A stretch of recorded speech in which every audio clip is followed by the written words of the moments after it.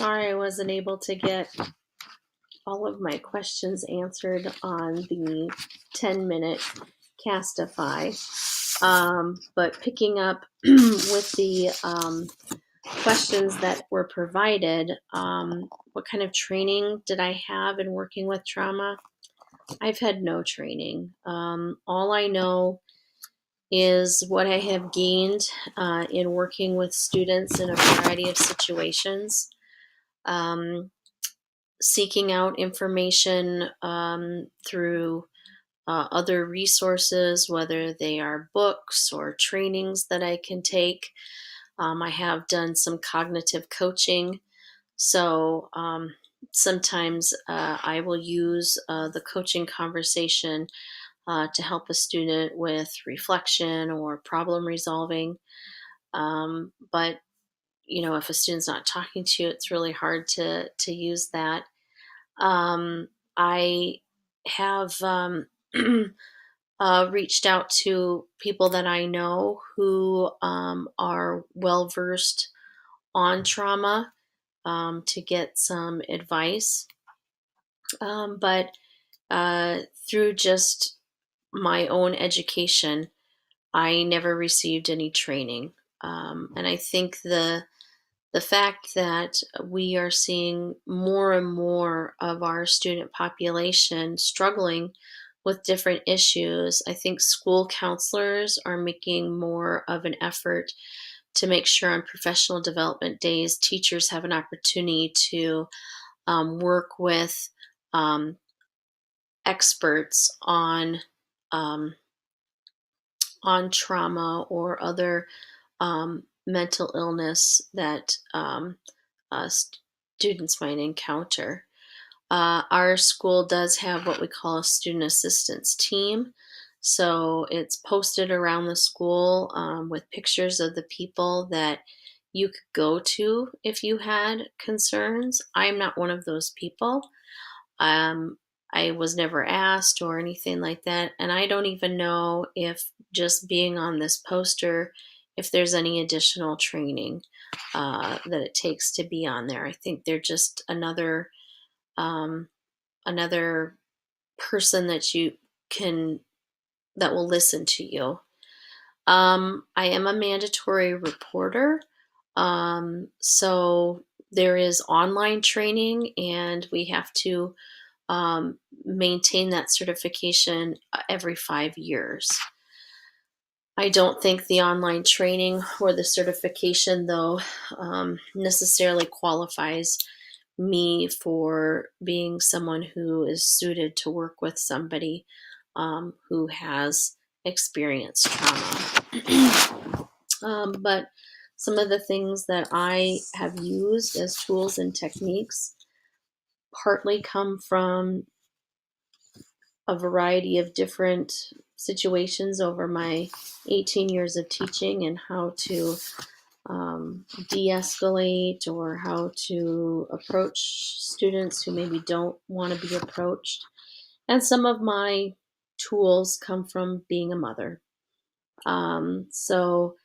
I always try to come from a place of kindness and caring. I try to give students space who are giving me nonverbal messages that they don't want me near them.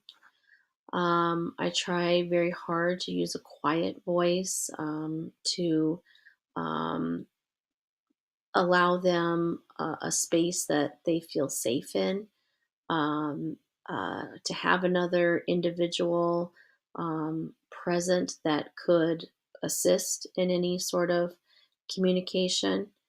And sometimes, like with the student I was talking about earlier, written communication was better. She would respond. If I wrote her a note, she would write me a note back. She got better at sending me an email versus having to come in and ask me a question. So um, I think some of those tips, tools, tricks are helpful, but I don't know if they are their best practice. I think what would help me feel more equipped, some of it has to do with some of the barriers that exist as a teacher. Um, we only know what parents want us to know. And so many times the professionals that are working with those individuals who have experienced trauma have not been given permission or not giving permission to pass on that information.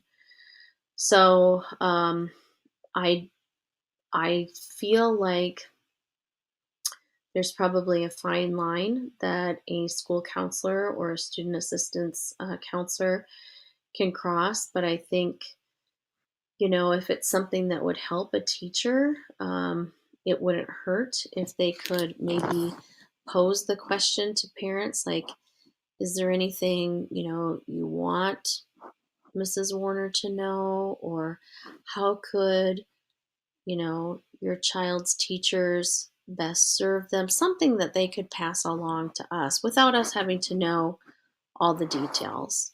But I would never want to say something or do something that is going to impact a child because I'm ignorant to what happened. I don't want to be a trigger.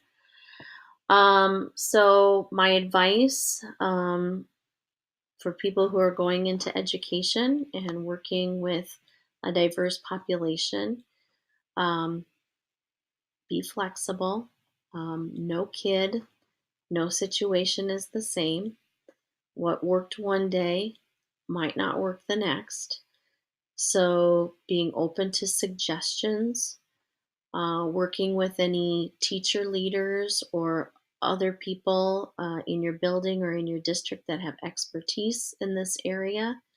I think the more we collaborate and the less we isolate, we see that we're really then helping kids, and that's what we're there for. We're trying to help them have not only the knowledge to be successful in life, but also the skills to be able to work through um, whatever barriers they have with trauma, and to find a way that they can cope, or that they can communicate that they need some help. So, thank you very much for listening, and I wish you the best of luck in your endeavors.